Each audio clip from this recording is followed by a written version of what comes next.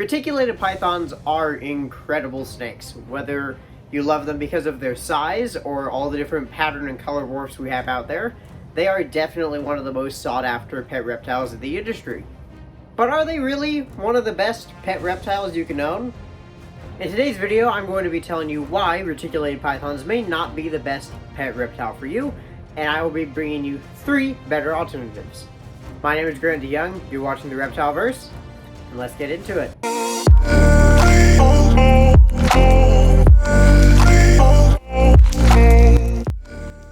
Now, don't get me wrong, I love reticulated pythons. I have a reticulated python. James is my Gempi dwarf reticulated python. He's, I believe, 50% dwarf, and he's also 50% mainland, carrying the platinum gene as well as being Hepfer albino. Although, at this point, all the genes are kind of semantics because I don't plan on breeding reticulated pythons anytime soon. So, I just have him because he's a great snake and love taking him in programs. So don't get me wrong, I definitely understand the appeal to reticulated pythons. I've always loved them. I've always had a fascination with the bigger snakes in the world, the bigger groups of pythons typically being my favorites. But a snake that can routinely get over 20 feet long, and a snake that is as strong as the reticulated python is not necessarily the best pet reptile for most keepers.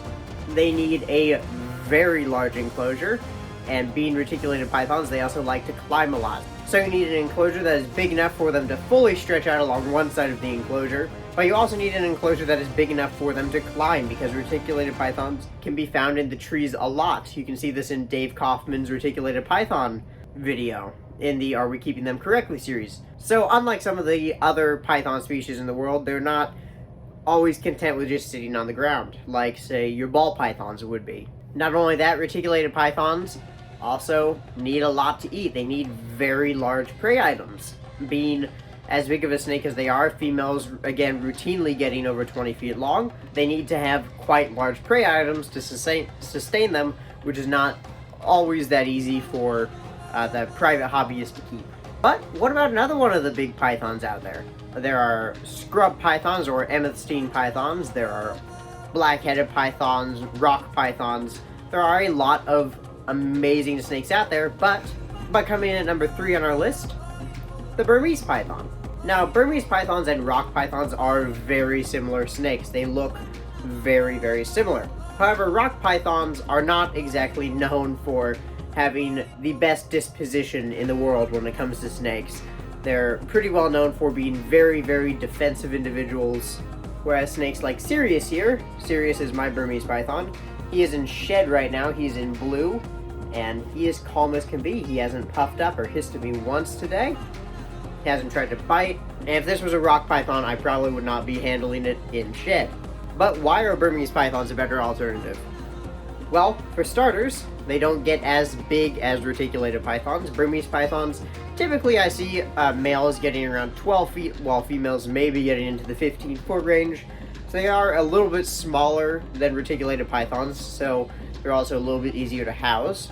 Burmese pythons are not big climbers like the reticulated python is, so they don't need as much height in their enclosures, although I do always recommend still giving your terrestrial snakes something to climb around on, because in my experience, all snakes will use the height if they're given that opportunity. But that is one of the reasons why Burmese pythons, in my opinion, are better alternatives to reticulated pythons. Their size and their enclosure size are not going to be as extreme as the mainland reticulated python. Now, feeding. Burmese pythons will still, being a big snake, they will obviously still need quite big prey items to sustain them, although I can see most people easily sustaining their Burmese pythons on rabbits and prey items like that for their whole lives and not having any issues with it. And how about availability? Well, Burmese pythons are actually pretty readily available. I see them at basically every expo I go to, as with reticulated pythons. I got Sirius here for about $200 US, so they're not an extreme price either. And while we just mentioned they definitely don't get as big as reticulated pythons, they are still a very big, very substantially sized snake. These are still very impressive animals, and they're really interesting to watch move around their environment. First of all, I love the patterns on Burmese pythons. They're just stunning snakes. As you can see, as I mentioned, he is in blue right now, so he's not nearly as pretty as he normally is, but that is still a stunning snake with a stunning pattern. So you're getting all the beauty aspects that you would get with a reticulated python in a little bit of a smaller package. And as I mentioned before, these guys are cool as can be. Reticulated pythons, all the ones I've interacted with have typically been pretty docile, but they're still a little bit testy. They are very smart snakes, and unfortunately, you're really not going to find a snake that is as smart as a reticulated python that makes sense for the private hobbyist to keep. Burmese pythons also have quite a few morphs to choose from, so they're a lot like reticulated pythons in that aspect. You can find albinos, caramels, hypos, pearls, granites. You can find a lot of really amazing color mutations for the Burmese python. My personal favorite morph of the Burmese python is just the straight albino. Albino Burmese pythons were the first larger constrictor that I ever interacted with when I was a lot younger, and they've been my favorite ever since. But what if you want something that likes to climb a lot? Or you want something that acts a lot like a reticulated python but isn't nearly the size of a retic? Well, Antaresia are a fantastic option. Antaresia being children's pythons, spotted pythons, Simpson's pythons, and anthill pythons or pygmy pythons. I believe spotted pythons and Simpson's pythons are just recently reclassified into the same species, but that's semantics at that point. Regardless of all that, they are awesome little snakes. They are the smallest genus of python in the world. You'll find these guys native to Australia, so for any of my viewers from Australia, if you can't have a reticulated python because you can't get them into the country, you're pretty familiar with Antaresia and why they make such fantastic pet snakes. Even the largest of the Antaresia species, I believe spotted pythons are the largest. I believe the largest that I've ever seen in person was about 4.5 feet. I know they can get a little bit larger than that, but for the most part, they're about the length of a ball python, while not being nearly as heavy as a ball python. The Antaresia species are also semi-arboreal, so just like the reticulated python, they like about as much ground space as they do climbing space. So you can give them really incredible looking enclosures with lots of areas for them to climb, and you'll see them out climbing around their trees a ton. All the ones that I've seen in, say, my friends' private collections have been very showy snakes. The people that I know that keep them seem to love them. And being a smaller snake, the Antaresia don't need very large prey items like the reticulated python that may need to eat livestock. You can keep your Antaresia just fine on mice and rats when they're full grown, which are very, very easy to source using companies like Perfect Prey and Rodent Pro. It is quite easy to find feeders for your Antaresia snakes. That being said, what are some of the cons?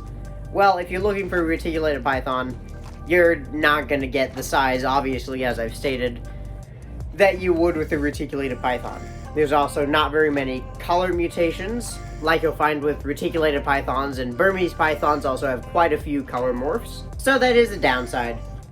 I believe we have granites of spotted pythons, but I'm not sure if there are any other pattern or color mutations in the US. There might be albinos, I'm not sure. I definitely haven't seen any at like expos or anything that I go to. Whereas in Australia, there are quite a few different color mutations that you can find for your Antaresia snakes. But all of those reasons are why I do personally believe that the Antaresia snakes definitely make better options than reticulated pythons for most private keepers. Alrighty, so number 1 on our list, Dumeril's boas.